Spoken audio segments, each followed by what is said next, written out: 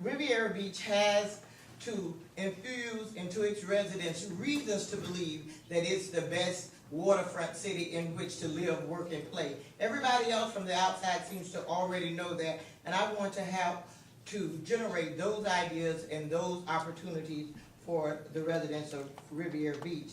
I'm committed to putting the necessary measures in place to make it happen. Every piece of our valuable land and our resources should be used to further the quality of life for the residents of Riviera Beach. As we increase our tax base through legitimate business opportunities, we must create a business-friendly atmosphere and we must operate from a position of strength. We must drive the train of revitalization and development for our city. We will keep our waterfront property for the betterment of our community. We will attract clean, wholesome industry to the city. Our water bills must be lower than our light bill. These are the reasons that some of the reasons rather, that I'm running for the City Council District 1 seat. Thank you, Ms. Hubbard. Councilwoman Brooks? Yes, my name is Billy Brooks. I'm probably a little bit hoarse tonight. Can you hear me? Yes. I'm completing one term on the city council.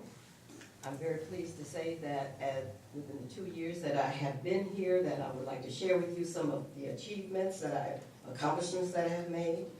By the way, I did not vote for the water rate increase. Being concerned about our seniors, I did sponsor a senior utility grant program, which would offer to our seniors an $11 discount monthly. We also made arrangements so that we could get a special device installed into their toilets to reduce use of the water. That's concerned about my seniors.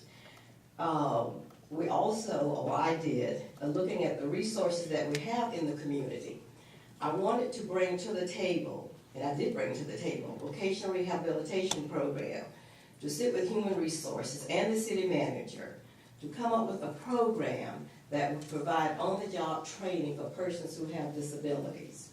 Looking out for the youth, I was able to acquire 8,000 scholarships for Riviera Beach graduates. I made a vow that I wanted to clean up the city. Co-sponsored 2 cleanup campaigns and partnerships with Neighborhood United to beautify Monroe Heights and other areas in my district. Nearly monthly, I had meetings with people in my district, my constituents in my district at Lindsay Davis. On the CRA side, of course, you know we wear 2 hats. We're also commissioned on the CRA. I supported the awarding of grants to businesses in the CRA district. In October, right after winning the election in April, I initiated procurement practices in favor of local businesses and giving jobs to residents. Promoted trade and tourism between Freeport, Grand Bahamas, and Riviera Beach, and sponsored the rededication of the naming of this government complex. I know that our city can become a very vibrant city. We must look at economic development of our city, not just talk about it, but see what's out there for us to bring about economic development in our city. We're moving towards the redevelopment of the marina. Okay. Thank you, Councilwoman. Just to remind the audience, we want to make sure that we get all of your questions in. So one, I would ask that you please write legibly. And we would also ask that you also specify the district. If you want the question posed to all of the districts, then state that. And if you want it posed to a particular candidate, please state that as well. Okay. Since both of you addressed some of the development issues in the city, we'll get right into those questions.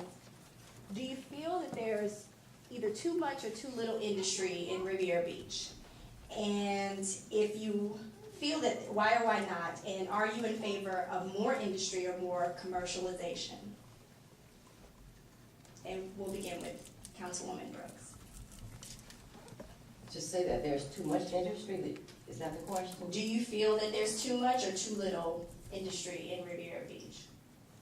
I think that we must be open to any industrial growth that will benefit the city. We're looking at trying to generate jobs. And in order to generate jobs, you've got to have businesses. We want clean industry in the city, light clean industry in our city. So I would say the more business we have, the more opportunities for our residents. Okay, Ms. Hubbard? I don't think that we have too much industry in Riviera Beach, nor do I think that we could not invite more industry into the city of Riviera Beach. However, I do not think that all industry goes everywhere.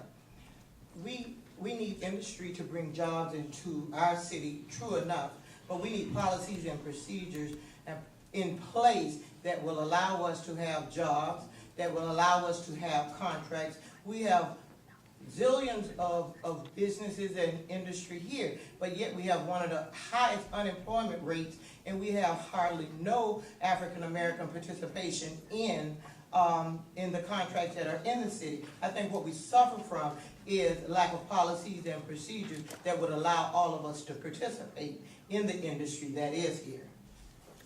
Thank you. On the heels of that response, we have a question. How will each of you attract jobs to the city? And how will you address the issue of the workforce here being able to take on those jobs when they come to the city? And we'll start with you, Ms. Hubbard. The way that I think that we need to attract jobs, we need to look at the type of jobs that are available, period, all over the country that suits the resources that we have. We have the railroad track, the water, and 95. We're close to all forms of transportation.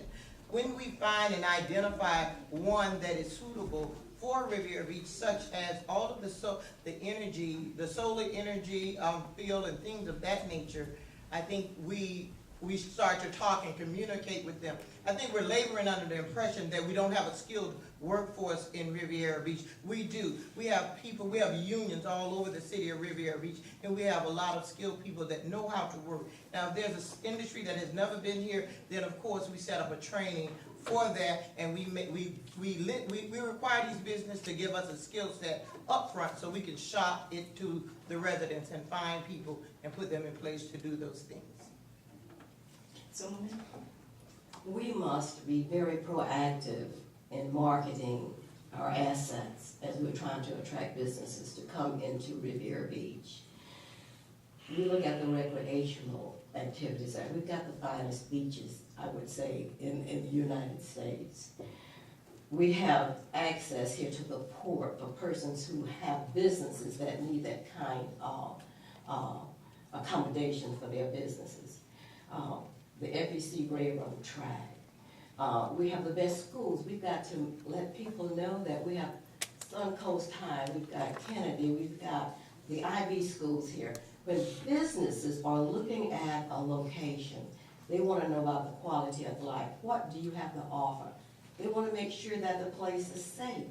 We have one of the best police forces, I believe, in the country. So they want to feel, we've got to sell all of that to people as we go out and market to bring people in. And then we've got to provide incentives for them to come. They want to make it attractive to come. It might be taxes or some kind of incentive. And we've got to be very business friendly as well. thank you.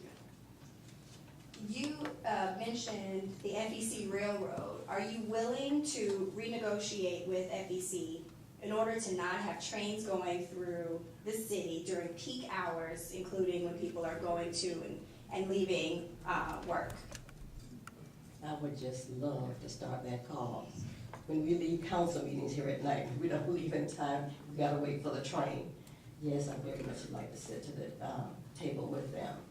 I can see in the afternoons how congested traffic is, having to wait, for the trains to slowly move. So, and it's very much an inconvenience to, to business people and motorists, period. Thank you, Ms. Hubbard. Of course, I would like to see us negotiate with FEC concerning the tie-up of our railroad crossings here in the city of Riviera Beach. Thank you. Are you in favor of the proposed fire tax? Why or why not?